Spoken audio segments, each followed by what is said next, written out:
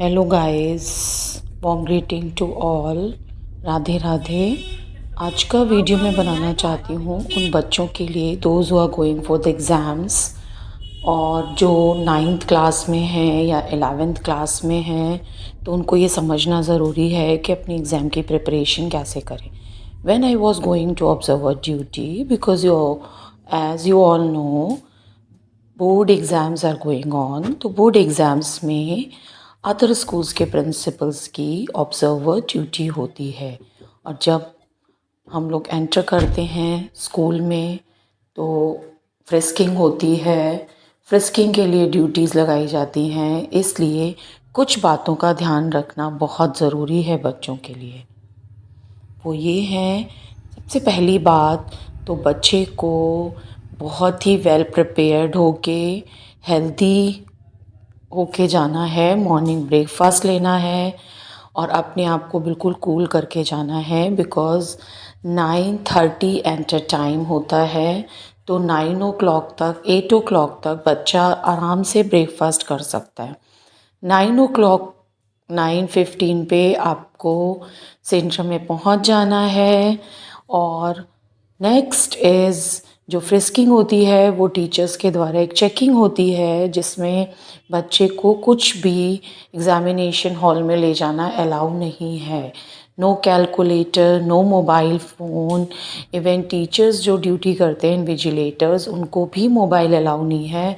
और everything should be whatever things you are taking, like pencil box है आपका या वाटर बॉटल है, तो वो दोनों ही ट्रांसपेरेंट होनी चाहिए। जो भी आपके पेन पेंसिल या जो भी आप चीज़ें ले जाना चाह रहे हो एग्ज़ामिनेशन हॉल में, चाहे वो पैड, एग्ज़ामिनेशन पैड हो आपका या आपका पेंसिल बॉक्स हो, वो भी ट्रांसपेरेंट होता है। उसके अंदर आप अपना एडमिट कार्ड, अपने पेन, पेंसिल, इरेज़र, जो भी स्टेशनरी का सामान है, अगर मैथ्स का एग्ज़ाम है तो उसके लिए आपको सारा ज्योमेट्री बॉक्स लेके जाना है, that you can take. But आपको वो चीज़ें ट्रांसपेरेंट, क्योंकि ट्रांसपेरेंट इसलिए ज़रूरी हो गया है क्योंकि वो चेकिंग में बहुत ज़्यादा टाइम लगता है और पूरा सीसीटीवी ऑन होता है पूरे ड्यूरिंग एग्ज़ामिनेशन।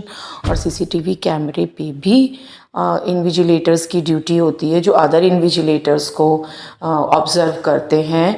और उन सब को ऑब्ज़र्व करने के लिए सीएस जो उसी स्कूल का प्रिंसिपल होता है और ऑब्ज़र्वर जो अदर स्कूल का प्रिंसिपल होता है, ऑब्ज़र्वर और सेंट्रल सुपरिटेंडेंट, ये दोनों लोग ही मिल के पूरे एग्ज़ामिनेशन को कंडक्ट कराते हैं अच्छे से, स्मूथ वे में, जहाँ कोई भी अनफेयर मीन ना हो। तो इसलिए बच्चे के लिए ये बहुत ज़रूरी है कि बच्चे को इन प्रोसेसेस को समझना होता है, बच्चे को डरना नहीं होता है, अपने आप को वेल प्रिपेयर्ड करना है। Because one day is not sufficient for you to make this preparation. आपको every day you have to think about yourself that you are a powerful soul. अपने आप को पावरफुल समझ के आपको ये सारी प्रिपरेशन करनी है और एग्ज़ाम टाइम में आपको बिल्कुल फिट होके जाना है। कुछ बच्चों को बहुत नर्वसनेस होती है, एंजाइटी होती है, ऑल्दो एक वहाँ पे मेडिकल स्टाफ भी होता है, इन्फर्मरी भी होती है आपके लिए, बट कोशिश करिए कि आपको कोई प्रॉब्लम ना हो। इन केस अगर कुछ प्रॉब्लम होती है तो आप इमीडिएट अपने इन्विजिलेटर को आप बोलें और वो आपकी प्रॉब्लम को रिज़ॉल्व करेंगे। बट बच्चों के लिए ये ज़रूरी है कि बहुत अच्छे से रिवीजन करके जाएं, अच्छे से अपनी पढ़ाई करके जाएं और डरना बिल्कुल नहीं है। कहते हैं ना, जो डर गया ना वही सबसे ज़्यादा प्रॉब्लम होती। तो हमें अपने डर को भगाना है। ये वीडियो सिर्फ इसलिए बना रही हूँ बिकॉज़ जिन बच्चों को नहीं पता है कि ओएमआर शीट भरनी पड़ती है।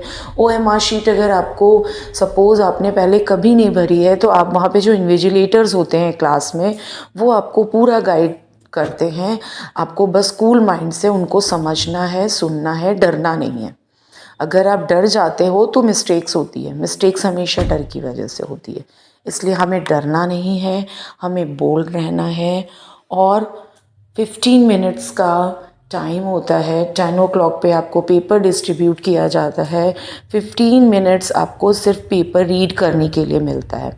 तो उस पेपर को रीड करना है, बहुत अच्छे से क्वेश्चन बाय क्वेश्चन समझने हैं, क्योंकि ट्रिकी क्वेश्चंस होते हैं, क्रिएटिव माइंड बेस्ड होते हैं, अंडरस्टैंडिंग बेस्ड होते हैं, प्रॉब्लम सॉल्विंग बेस्ड होते हैं। तो ये सारी ही चीज़ें जो हैं हमें ये समझनी है कि इन चीज़ों पे कैसे काम करना है।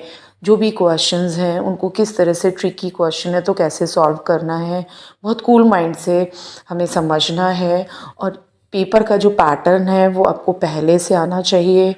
आपको प्रीवियस ईयर जो भी क्वेश्चन है PYQ वो सॉल्व करनी चाहिए, जिससे आपको क्वेश्चन का पैटर्न पता हो कि किस तरह से क्वेश्चन है। तो पूरी प्रिपरेशन करके आपको एग्ज़ामिनेशन हॉल में एंटर होना है। Today I was going for the observer duty, तो आई थॉट कि ये वीडियो अगर मैं बच्चों के लिए बना दूँ तो शायद कहीं ना कहीं अगर किसी बच्चे को प्रॉब्लम है तो ही और she can resolve this problem. और आगे के लिए, क्योंकि 10th क्लास में बच्चा फ़र्स्ट टाइम एग्ज़ाम में अपीयर होता है, उससे पहले बच्चे को कुछ भी नहीं पता होता है बोर्ड एग्ज़ाम के बारे में। इसलिए कोशिश करें, स्कूल्स भी कोशिश करें कि उसी पैटर्न से एग्ज़ाम कराएं अपने स्कूल में भी, जो बच्चे के जो बोर्ड एग्ज़ाम होते हैं, वो किसी भी बोर्ड का बच्चा हो। आई थिंक दीज जो भी फॉर्मेलिटीज़ हैं ये सभी जगह होती हैं। बहुत ज़्यादा पैनिक नहीं होना है, बहुत डरना नहीं है। Everyone is there for your help. आपको बस खुद को अपने को प्रिपेयर करके जाना है। और जो ट्रांसपेरेंट बॉटल और ट्रांसपेरेंट पेंसिल बॉक्स का इशू है, या जो भी ये रूल है, उसका रीज़न सिर्फ इतना है कि अगर वो ट्रांसपेरेंट होता है तो इजीली इन्विजिलेटर को दिखाई देता है। उससे बहुत ज़्यादा पैनिक, क्योंकि आप एक इन्विजिलेटर, ऑब्जर्वर या सेंट्रल सुप्रिटेंडेंट की भी अगर आउट वे से देखते हैं, उनके आउटलुक से, तो आपको ऐसा समझ आएगा कि उनको भी बहुत ज़्यादा पेन होता है कि बच्चे को पूरे टाइम ऑब्ज़र्व करना, देखना और उसको पेन देना, उसको स्ट्रेस देना। इसलिए अगर वो ट्रांसपेरेंट पेंसिल बॉक्स होता है, ट्रांसपेरेंट वाटर बॉटल होती है, तो उससे बच्चे को साइकोलॉजिकली कोई टेंशन नहीं होता और इन्विजिलेटर को भी प्रॉब्लम नहीं होती है।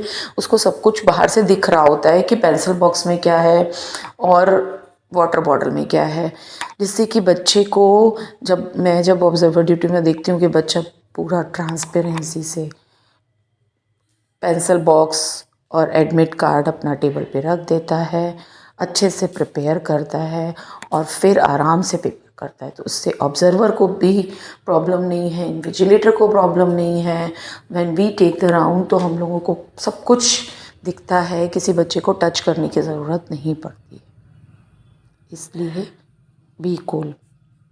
Always you should understand that कि लाइफ में सबको सब कुछ वैसे भी नहीं पता होता है, तो आपको नर्वस नहीं होना है कि हमें कुछ नहीं पता है। You know everything. पूरी आप बहुत प्रिपेयर्ड हो। खुद को अफर्म करके, एक पॉजिटिव अफर्मेशन यूज़ करके आप रात में सोएं कि आप एक पावरफुल सोल हैं, आपको सब कुछ आता है, आप बहुत इंटेलिजेंट हैं, बहुत कॉन्फिडेंट हैं। इस तरह के अफर्मेशंस आप अगर लेकर रात में सोते हैं तो मॉर्निंग आपकी रिफ़्रेश होती है, और मॉर्निंग में जब आप उठते हैं एग्ज़ाम देने के लिए तो बहुत ही पॉजिटिव रहते हैं।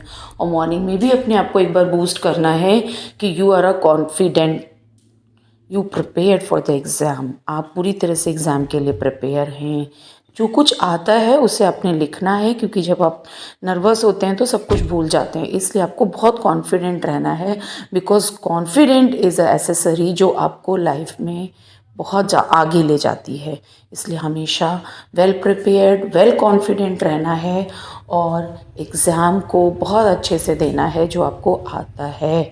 जो एग्ज़ाम्स हैं वो, जैसे मोदी जी कहते हैं कि एग्ज़ाम्स को एक फ़ेस्टिवल की तरह मनाना है, तो वाकई जिस तरह से फ़ेस्टिवल में हम सारी प्रिपरेशन करते हैं, हर चीज़ों को कलेक्ट करते हैं और वेल ड्रेस्ड होते हैं, वेल डेकोरम होते हैं, जो भी कस्टम्स होते हैं उस फेस्टिवल के हम लोग मनाते हैं, वैसे ही हमें एग्ज़ामिनेशंस के भी जो रूल्स एंड रेगुलेशंस हैं वो बहुत खुशी से एक्सेप्ट करके और बहुत ही पॉजिटिविटी के साथ एग्ज़ाम देना होता है, क्योंकि एग्ज़ामिनेशन है लेकिन पूरी लाइफ नहीं है। उसमें पैनिक इसलिए नहीं होना है क्योंकि आपको जो आता है आप वही करोगे, जो नहीं आता है वो आपको इमीडिएट आएगा नहीं। इसलिए जितना आता है अच्छे से कूल होके करना है, उसको बहुत अच्छे से डिस्क्राइब करना है, बहुत अच्छे से अपनी जो भी चीज़ें आपके अंदर हैं, जो भी आपको पता है कि जे एग्ज़ाम में पूछी जा रही हैं। जैसे मैं फ़िज़िकल एक्टिविटी ट्रेनिंग के एग्ज़ाम में देखा मैंने कि उसमें इमोशनल इंटेलिजेंस के बारे में पूछा था। तो ये टॉपिक्स आपको जनरली यूज़ करने हैं अपनी लाइफ में, जिस